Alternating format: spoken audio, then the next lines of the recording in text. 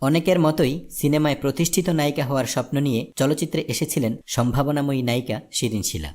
একটিমাত্র ছবি মুক্তির পরই সেই স্বপ্ন পূরণের পথে অনেকটাই এগিয়ে যান তিনি। অভিনয়, গ্ল্যামার আর সুন্দর মুখশ্রী দিয়ে অনেক প্রযোজক পরিচালকের নজর কেড়েছেন তিনি। শিরিন শিলার মিডিয়ায় পথ চলা শুরু হয় শিশুশিল্পী হিসেবে। পঞ্চম শ্রেণীতে পড়ার সময় একটি টিভি নাটকে অভিনয়ের মাধ্যমে যাত্রা শুরু হয় শিরিন শিলার। আর একটু বড় হয়ে কাজ করেন নাটকের নায়িকা হিসেবে। মেগা ধারাবাহিক নাটক গুলশান এভিনিউতে তার অভিনয় বেশ প্রশংসিত হয়।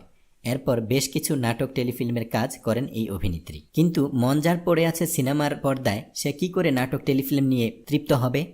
শিরিনও পারেননি। নেমে গেলেন চলচ্চিত্রে নায়িকা হওয়ার সংগ্রামে। খুব একটা বেশি সময় পার করতে হয়নি তাকে। পেয়ে যান চলচ্চিত্রে অভিনয়ের সুযোগ। 2014 সালে মুক্তি পেয়েছে শিরিন শিলা অভিনীত প্রথম চলচ্চিত্র হিটম্যান। ছবিতে পার্শ্বনায়িকা হিসেবে থাকলেও দর্শকদের মন জয় করে নিতে সক্ষম হন এই অভিনেত্রী। আর সম্ভাবনাময়ী হিসেবে দৃষ্টি আকর্ষণের সমর্থ হন তিনি। সেই থেকে পথ চলা শুরু। চলছেন আপন মনে। বিশ্বাস করেন যে সুযোগগুলো পেয়েছেন সেগুলোকে কাজে লাগানোর মধ্য দিয়ে নিজেকে সফল নায়িকা হিসেবে প্রতিষ্ঠিত করতে পারবেন। শিরিন শিলা আরও জানান, নাচ আর নাটকে অভিনয়ের অভিজ্ঞতা দিয়েই সিনেমায় ভালো কিছু করার স্বপ্ন দেখেন তিনি। তার আদর্শ অভিনেত্রী শাবনূর। এই আদর্শকে সামনে রেখেই পথ চলতে চান। স্বপ্ন দেখেন অনেক বড় অভিনেত্রী হওয়ার। স্বপ্ন একদিন পূরণ হবে এমন আশাবাদও তার। সেজন্য সকলের দোয়া কামনা করেছেন তিনি। বিনোদন জগতের নিত্য নতুন খবরাখবর পেতে বিডি হিটস চ্যানেলটিতে সাবস্ক্রাইব করার জন্য আপনাকে আন্তরিক ধন্যবাদ।